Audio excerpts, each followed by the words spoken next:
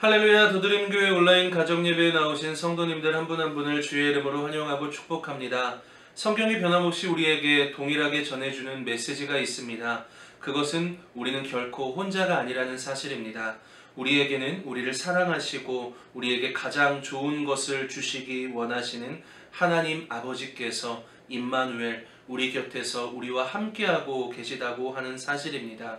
우리의 삶과 동행하시고 우리의 인생을 인도하시며 또 우리의 인생 앞에서 행하시는 그 하나님 한 분만을 더욱더 신뢰하고 의지하면서 이번 한 주간도 주님과 동행하는 삶, 승리하는 삶이 되기를 주님의 이름으로 소망하고 축복합니다. 그럼 찬송가 96장 예수님은 누구신가 찬양 드리시면서 더드림교회 온라인 가정예배 시작하도록 하겠습니다.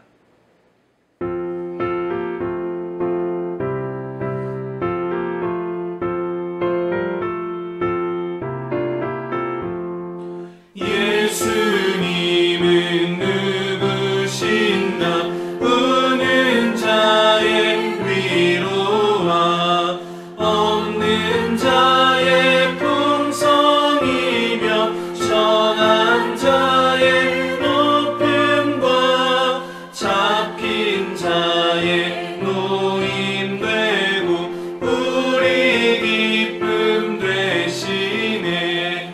예수님은 누구신가 약한 자의 가난과 눈먼 자의 빛이시며 병든 자의 고침과 죽은 자의 부활되고 우리 생명 되시네. 예수님은 누구신가 주한 자의 전함과 죽을 자의 생명이며 죄인들의 중보와 멸망자의 구원되고 우리 평화 되시네. 예수님은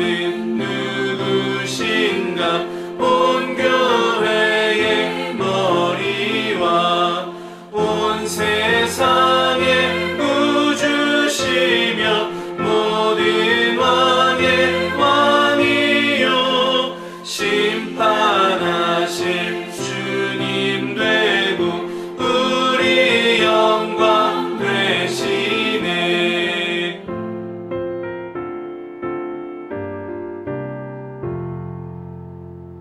아멘.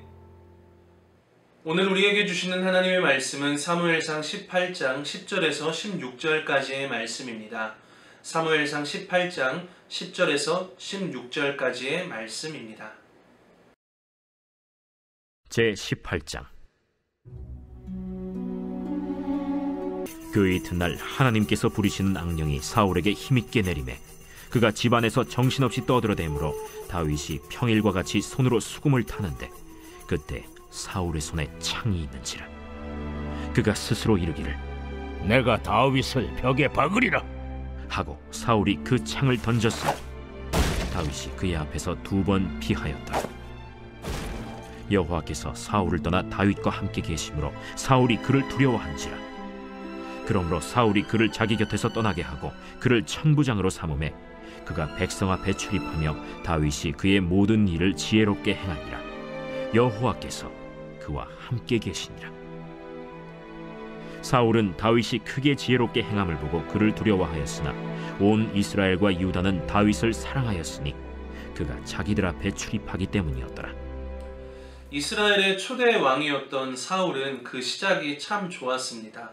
사무엘을 통해 처음 기름 부음을 받았을 때만 해도 사무엘을 통해 하나님께서 사울에게 주셨던 약속은 여호와의 영이 사울에게 크게 임한다는 것과 하나님께서 사울과 함께 하시겠다라고 하는 약속이었습니다. 평범했던 그의 인생이 이스라엘의 지도자로 세움을 받게 되고 평범했던 삶이 최고의 기회를 누리게 되는 하나님의 복을 받게 되었습니다. 그러나 그는 자신의 인생을 자결로 마무리하게 됩니다. 이스라엘의 지도자가 되고 수없이 많은 전쟁을 수행하는 과정에서 그는 점차 가나안 주변의 절대 군주들과 별반 다르지 않은 지도자의 모습을 보여주기 시작했습니다. 그것은 하나님께서 원하시는 모습도 아니었고 기뻐하시는 모습도 아니었습니다. 사사제도로 이스라엘을 통치하시던 하나님께서는 이스라엘에게 왕을 허락하시면서 사울을 통해 원하셨던 것은 하나님의 다스림을 받는 삶이 무엇인지 사울을 통해 이스라엘에게 보여주시기를 원했던 것입니다. 그렇지만 사울의 모습은 하나님의 말씀에 다스림을 받지 않는, 하나님의 말씀과는 전혀 상관없는 모습을 보여주기 시작을 하는데요. 이처럼 사울의 몰락은 예견된 일이었다라고 하는 것을 오늘 본문 10절에서는 이렇게 기록을 하고 있습니다. 이튿날 하나님께서 부리시는 악령이 사울에게 힘있게 내림에 그가 집안에서 정신없이 떠들어대므로 다윗이 평일과 같이 손으로 수금을 타는데 그때에 사울의 손에 창이 있는지라 라고 기록을 하고 있습니다.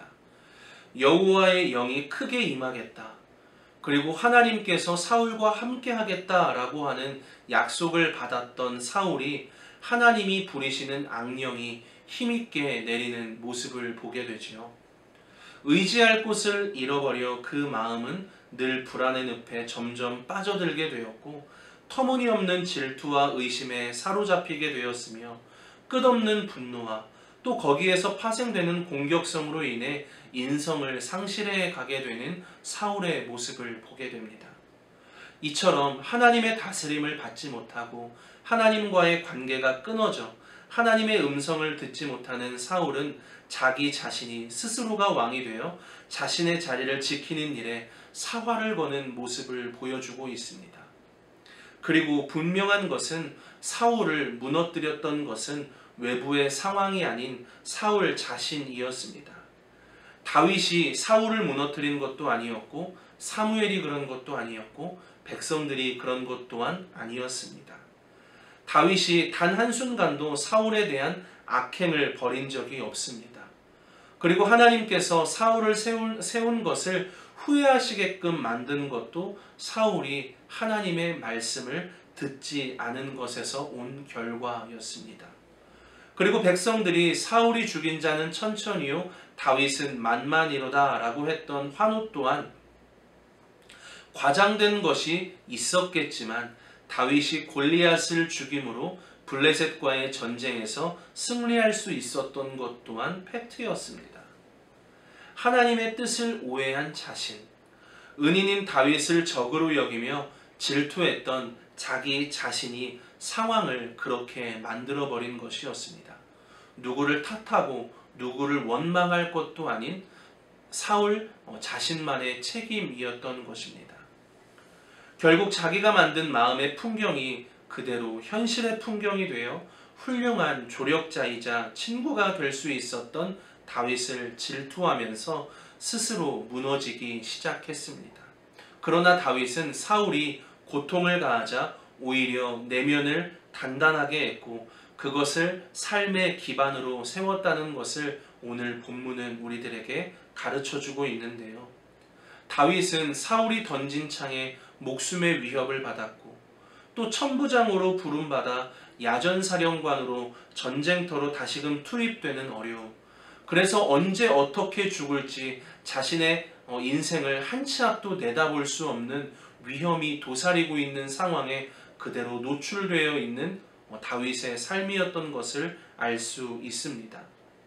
이런 상황에 다윗도 사울과 같이 그 마음에 증오심이 생겨났을 수도 있고 점점 힘들어지는 인생을 두고 하나님에 대한 원망을 할 수도 있었고 사울을 향한 분노를 표출하며 쿠데타를 벌일 수도 있었습니다.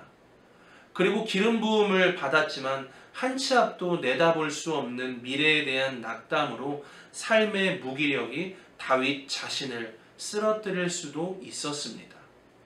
그렇지만 오늘 본문에 기록된 다윗은 여호와께서 그와 함께 계셨다.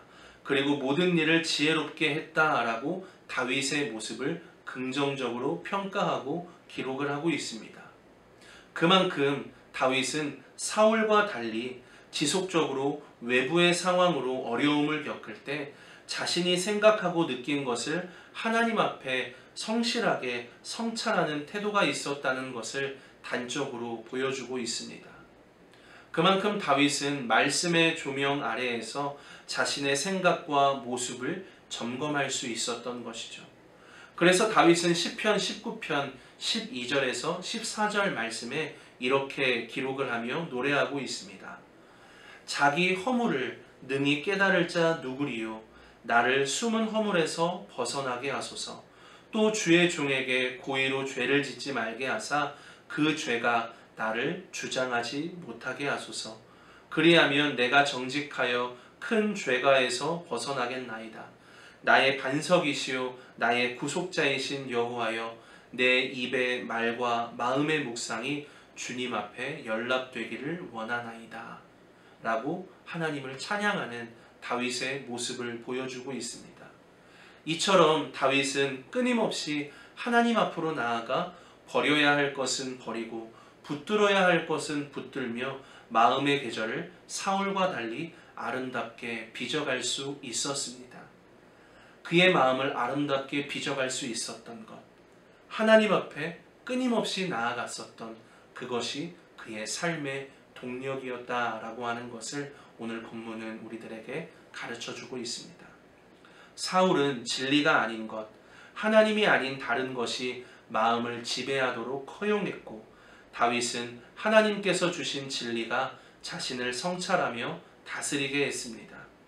우리의 삶이 다윗과 같이 말씀의 다스림을 받는 삶이 되기를 원합니다. 우리 모두에게 하나님의 은총이 있기를 바라며 이번 한 주간도 진리의 영이신 성령님과 동행하며 그리고 그 말씀의 다스림을 받는, 그래서 이 땅 가운데에서 하나님의 자녀로서 승리하는 복된 삶이 되기를 주님의 이름으로 간절히 소망합니다. 기도하겠습니다. 살아계신 하나님 아버지, 우리의 삶이 온전히 하나님의 다스림을 받는 삶, 말씀의 다스림을 받는 삶이 되기를 원합니다.